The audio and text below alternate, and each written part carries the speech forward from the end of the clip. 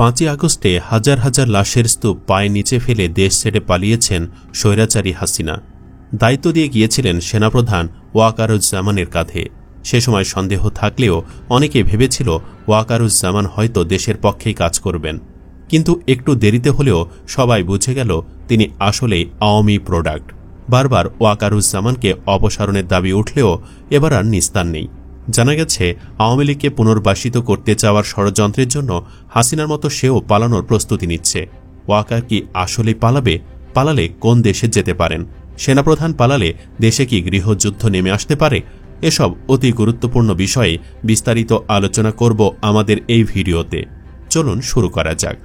সামাজিক যোগাযোগ মাধ্যমে একটি পোস্ট ভাইরাল হয়েছে, যেখানে নাম প্রকাশ না করার শর্তে সেনাবাহিনীর জুনিয়র কিছু কর্মকর্তাদের বরাত দিয়ে বলা হচ্ছে সেনা সদরে জেনারেল ওয়াকার সিনিয়র অফিসারদের নিয়ে মিটিংয়ে বসেছেন। প্রাণের শঙ্কায় জেনারেল ওয়াকার নিজের ব্যক্তিগত নিরাপত্তা বৃদ্ধি করেছেন। জুনিয়র অফিসাররা তার বিরুদ্ধে কু করে কিনা এ ভয়ে আছেন তিনি। অর্থাৎ জুনিয়র কিছু দেশপ্রেমিক অফিসার সেনাপ্রধানের বিরুদ্ধে বিদ্রোহ ঘোষণা করতে পারেন। এমনটি হলে দেশে বড় ধরনের বিপর্যয়ের সৃষ্টি হতে পারে। সেনাবাহিনীর মধ্যে ঘটতে পারে হতাহতের ঘটনা। এমনকি এটাও শোনা যাচ্ছে অবস্থা বেগতিক হলে যেন সেনাপ্রধান নিরাপদে দেশ ছাড়তে পারেন সে ব্যবস্থা করে রেখেছেন। তিনি সকল সিনিয়র অফিসারদেরকে অঙ্গীকার করাচ্ছেন যাতে তারা চেইন অফ কমান্ডের বাহিরে না যায়। যদিও সামাজিক যোগাযোগ মাধ্যমে ছড়িয়ে পড়া এই দাবি সত্যতা নিশ্চিত করা যায়নি। আসলে তিনি দেশ ছাড়বেন নাকি দায়িত্বে বহাল থাকবেন সে বিষয়ে কিছু জানা যায়নি। এ বিষয়ে জানতে হলে প্রধান উপদেষ্টার বক্তব্য পাওয়া পর্যন্ত অপেক্ষা করতে হবে। রাজনৈতিক বিশ্লেষকদের মতামত হচ্ছে ওয়াকারুজ্জামান বাংলাদেশের সার্বভৌমত্বের জন্য অনেক গুরুত্বপূর্ণ একজন ব্যক্তি। তাকে অপসারণ করতে হলে সবাই মিলে বসে আপোষের মাধ্যমে অপসারণ করতে হবে, যাতে দেশে রাজনৈতিক কোনো অস্থিতিশীলতা তৈরি না হয়। যদি সে পালিয়ে যায় এবং এরপর যদি সেনারা বিদ্রোহ ঘোষণা করে তাহলে দেশে গৃহযুদ্ধের সৃষ্টি হতে পারে। তাই ওয়াকার সম্পর্কে কোনো পদক্ষেপ গ্রহণের পূর্বে অবশ্যই 10 বার চিন্তা ভাবনা করতে হবে। হ্যাঁ, তাকে অপসারণ করতে হবে ঠিকই, তবে সেটি সাংবিধানিক নিয়মে করতে হবে। চলুন জেনে নেওয়া যাক কিভাবে সাংবিধানিক উপায়ে সেনাপ্রধানকে অপসারণ করা যায়।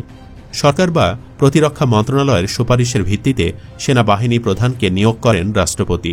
সাধারণত প্রধানমন্ত্রী ও প্রতিরক্ষা মন্ত্রণালয়ের সিদ্ধান্তে রাষ্ট্রপতি এই নিয়োগ দিয়ে থাকেন। সেনাপ্রধানকে অপসারণ করার জন্য কোনো নির্দিষ্ট অপসারণ আইন নেই, তবে সাধারণত কয়েকটি উপায় তা হয়ে থাকে। 1. সরকারের সিদ্ধান্তে অপসারণ। সরকার চাইলে রাষ্ট্রপতির মাধ্যমে সেনাপ্রধানকে পদচ্যুত করতে পারে, তবে অপসারণের জন্য সুনির্দিষ্ট কারণ থাকতে হবে। 2. অবসরে পাঠানো। এটি সবচেয়ে প্রচলিত পদ্ধতি। সরকার যদি মনে করে যে সেনাপ্রধান দায়িত্ব পালনে অযোগ্য বা অবাঞ্ছিত, তবে তাকে বাধ্যতামূলক অবসর দেওয়া হয়। এই দুইটি আইনের বাহিরে সেনাপ্রধান নিজেও স্বেচ্ছায় অবসর গ্রহণ করতে পারেন। যেহেতু সেনাপ্রধানের অবসর নেওয়ার ইচ্ছা নেই, তাই তাকে জোরপূর্বক অপসারণ ছাড়া কোনো পথ নেই। এদিকে অনেকে আবার বলছেন ওয়াকার যেন কোনোভাবেই পালাতে না পারে, সেজন্য ওনার পাসপোর্ট জব্দ চাই।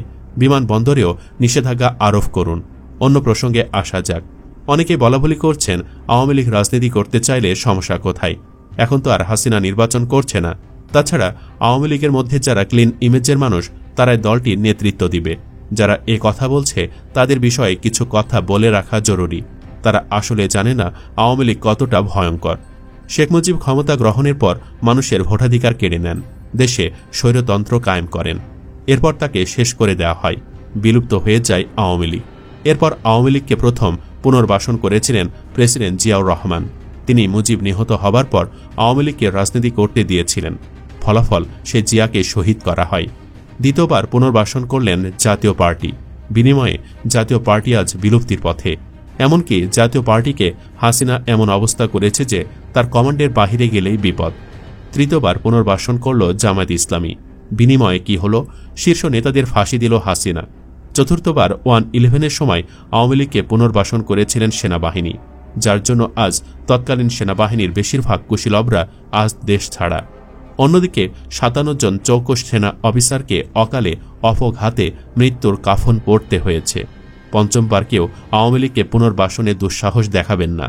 দেখালে এর প্রতিদান আরও ভয়াবহ হবে।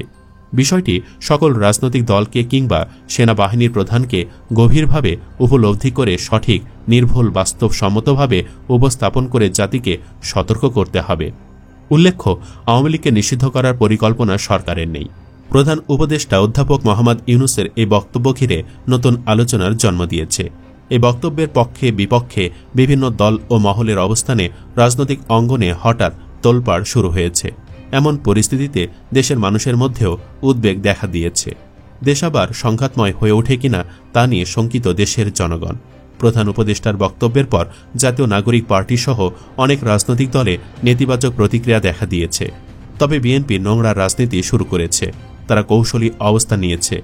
তারা আওয়ামী লীগকে নিষিদ্ধ করার পক্ষে স্পষ্ট করে কিছু বলেনি, বরং তাদের বক্তব্যে মনে হয়েছে কোনো বিশেষ কারণে আওয়ামী লীগকে নিষিদ্ধ করতে চাইছে না। উত্তপ্ত রাজনৈতিক পরিস্থিতিতে শুক্রবার বিএনপির ভারপ্রাপ্ত চেয়ারম্যান তারেক রহমান এবং জামায়াত ইসলামীর আমির শফিকুর রহমান দুজনই কৌশলে বলেছেন তারা দেশে আওয়ামী লীগের পুনর্বাসন চান না। অন্যদিকে জাতীয় নাগরিক পার্টির আহ্বায়ক নাহিদ ইসলাম বলেছেন আওয়ামী লীগের নিবন্ধন বাতিল করতে হবে এবং এই মাফিয়া গোষ্ঠীর রাজনীতিতে ফেরার যে কোনো প্রচেষ্টাকে প্রতিহত করা হবে। আর এনসিপির দক্ষিণাঞ্চলের সংগঠক হাসনাত আবদুল্লাহ বলেছেন আওয়ামী লীগ নিষিদ্ধের প্রশ্নে কোনো ধরনের আপোষ করার সুযোগ নেই। এনসিপির উত্তরাঞ্চলের সমন্বয়ক সার্জিস আলম বলেছেন লড়াইয়ের দ্বিতীয় অধ্যায়ের জন্য আমরা প্রস্তুত। রাজনৈতিক বিশ্লেষকরা বলছেন প্রধান উপদেষ্টার বক্তব্য দেশের রাজনীতিতে নতুন মেরুকরণের ইঙ্গিত দিচ্ছে। একদিকে সরকার আওয়ামী লীগকে নিষিদ্ধ না করার প্রতিশ্রুতি দিলেও দলটির শীর্ষ নেতাদের বিচারের আওতায় আনার প্রক্রিয়াও শুরু করেছে। কারো মতে আগামী কয়েক মাসের মধ্যে সরকারের কার্যক্রম ও রাজনৈতিক পরিস্থিতি বলে দেবে এই সিদ্ধান্ত দেশে স্থিতিশীলতা আনবে নাকি নতুন সংঘাতের জন্ম দেবে। বিভিন্ন দলের উচ্চ পর্যায়ের সূত্রে জানা গেছে পশ্চিমা প্রভাবশালী বৃহৎ গণতান্ত্রিক দেশগুলো কোনো রাজনৈতিক দল নিষিদ্ধ করার পক্ষে নয়। ওই দেশগুলোর এই অবস্থান বিএনপি, জামায়াত সহ রাজনৈতিক দলগুলোর ওপর এক ধরনের চাপ। যেহেতু এই দুই দলই ক্ষমতা কেন্দ্রিক রাজনীতি করে, তাই তাদের পারিপার্শ্বিক অনেক বিষয় বিবেচনায় নিয়ে চলতে হয়। তাই বিদেশিদের চাওয়া সবসময় তাদের উপেক্ষা করা সম্ভব হয় না। বিভিন্ন মহলের ধারণা প্রধান উপদেষ্টার বক্তব্যের পর রাজনৈতিক অঙ্গনে উত্তেজনা আরও বাড়তে পারে।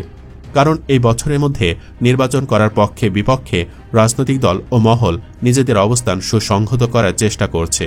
এছাড়া জুলাই আগস্টের ঘটনাগুলোর বিষয়ে জাতিসংঘের তদন্ত প্রতিবেদনেও কোনো রাজনৈতিক দল নিষিদ্ধ না করার সুপারিশ রয়েছে। কোনো রাজনৈতিক দলের নেতারা মনে করছেন আওয়ামী লীগকে নিষিদ্ধ করার বিষয়টি রাজনৈতিকভাবে ব্যবহার করা হচ্ছে। আবার কেউ বলছেন বিচার প্রক্রিয়ার স্বচ্ছতা নিশ্চিত করতে হবে। রাজনৈতিক বিশ্লেষকরা মনে করছেন প্রধান উপদেষ্টার সাম্প্রতিক বক্তব্য আসন্ন নির্বাচনের জন্য একটি কৌশল হতে পারে। সরকারের এই অবস্থান হয়তো আন্তর্জাতিক সম্প্রদায়কে আশ্বস্ত করার জন্য। তারা চায় আওয়ামী লীগকে নিষিদ্ধ না করেও রাজনৈতিক মেরুকরণ বজায় রাখতে। বিশ্লেষকরা আরও বলছেন সরকার আওয়ামী লীগকে নিষিদ্ধ করলে দেশে রাজনৈতিক অস্থিরতা আরও বাড়তে পারে। এর চেয়ে বরং এমন সিস্টেমে আগাতে হবে যাতে আওয়ামী লীগ নিষিদ্ধ হবে না, আবার রাজনীতিও করতে পারবে না। তো দর্শক, ভিডিওটি শেষ করব সেনাপ্রধান সম্পর্কে একটি প্রশ্ন রেখে। আপনি কি চান সেনাপ্রধানকে যেন অপসারণ করা হয়? কমেন্ট বক্সে জানিয়ে দিন আপনার মতামত। ভিডিও ভালো লাগলে লাইক দিন এবং শেয়ার করুন। চ্যানেলটি এখনও সাবস্ক্রাইব করে না থাকলে সাবস্ক্রাইব করুন। ধন্যবাদ।